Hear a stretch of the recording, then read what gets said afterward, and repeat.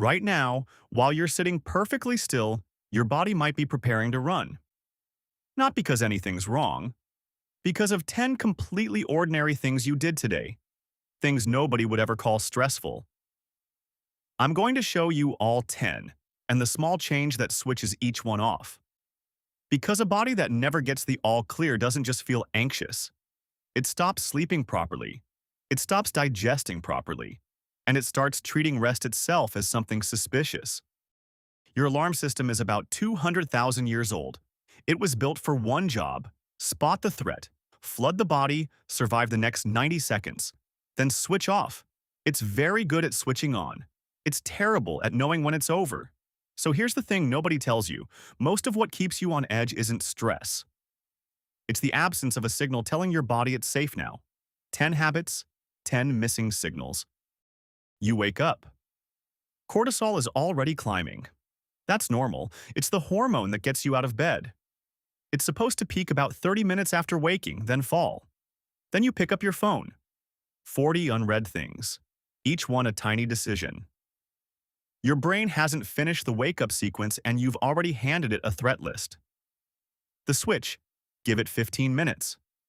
Not meditation, not journaling. Just 15 minutes where nothing is asking you for anything. That's the pattern for all 10 of these, by the way. You're not adding a routine, you're removing an alarm. If your brain is doing this to you, this channel is about turning it back down. New videos Tuesday and Friday. Come sit with us. Coffee, no food.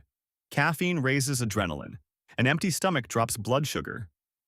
And low blood sugar is one of the oldest danger signals your body has. Historically, it meant you've not eaten, and that is a problem.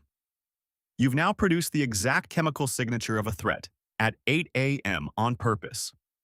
The switch: eat something with protein first, even small. The coffee still works. It just stops arriving as an emergency. Check your breath. Don't change it. Just notice where it's moving. Chest or belly. Chest breathing is what you do when you run. Your brainstem doesn't ask why you're breathing that way. It reads the pattern and concludes, we must be in danger. So it keeps the alarm on to match. This one runs backwards from what you'd expect. You think fear causes the breathing. Often, the breathing causes the fear. The switch: make the exhale longer than the inhale. In for 4, out for 6. 60 seconds. Long exhales are one of the only direct manual controls you have over this system. Your threat system evolved for problems you could act on. Something's wrong, do something, it's resolved, stand down. The news gives you step 1 and nothing else. Threat, threat, threat. None of it near you, none of it actionable. The alarm fires and never gets its resolution. It isn't that the news is upsetting, it's that it's unfinishable. The switch: if you're going to read it, decide the finish line first.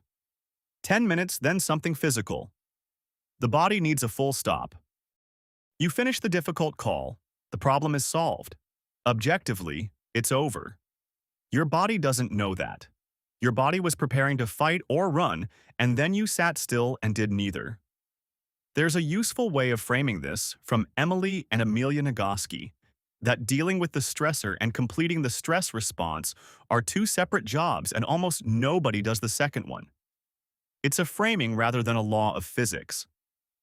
But the part underneath it is about as well established as anything in this field. Physical activity reliably brings stress physiology down. The framing just tells you when to use it. The switch: move for 2 minutes after the hard thing. Stairs: a brisk walk. Anything that lets the body finish the sentence it started. Everything so far has been about things you're doing. The next 5 are about things you're not doing. And they're the reason the first 5 keep coming back no matter how many breathing exercises you try. Short sleep doesn't just make you tired. It changes the ratio between the part of your brain that detects threat and the part that talks it down. Sleep deprived, the amygdala gets louder, and the prefrontal cortex, the part that says this is fine, it's just an email, gets quieter. Same event, no adult in the room. There's a study on exactly this. One night without sleep, and the amygdala's response to negative images went up 60%, while the connection to the prefrontal cortex that would normally calm it down fell apart. This is why everything feels more dangerous at 2 a.m. and manageable at 10 a.m. It's not perspective, it's wiring. The switch. You already know the number. 7. The thing worth knowing is that sleep isn't recovery from the alarm. It's what rebuilds the break. Every cue, every lift, every red light, filled. There's no dead air left anywhere in your day. Your nervous system downregulates during unstimulated time. Not sleep, just nothing happening. That's when it runs the check that concludes, no threat here, we can stand down. If you never give it a gap, it never runs the check. The alarm stays on by default because nothing ever told it not to. The switch. 1 cue a day, no phone. That's it. Genuinely, that's the whole intervention. There's a name for this. Screen apnea, sometimes called email apnea. A writer called Linda Stone noticed herself doing it, started watching other people, and found most of them did it too. You open something demanding, and you stop breathing. Not dramatically, just a shallow hold, 10 or 15 seconds over and over. Now, this one is an observation, not a settled piece of science. Nobody's run the big study. But we do know what breath holding does to your body, and we know what shallow chest breathing signals. Stack those together across a working day, and you've spent most of it mildly braced. The switch. Exhale before you open the thing. 1 breath out, then click. Sounds too small to matter. It isn't. To a social species, disapproval used to be genuinely dangerous. Excluded from the group meant dead. That circuit is still fully operational. So every time you agree to something you didn't want, 2 things happen. You get short-term relief from the threat of disappointing someone. And you add one more thing to a week that already has too much in it. Then it arrives, and your body treats it as exactly what it is, a demand you never had capacity for. The switch. Let me check and come back to you. You're not saying no. You're inserting a gap between the social threat and the answer, which is where your actual judgment lives. End of the day, you're wrecked. So you collapse. Sofa, phone, 3 hours gone, and somehow you wake up just as tired. Collapse isn't rest.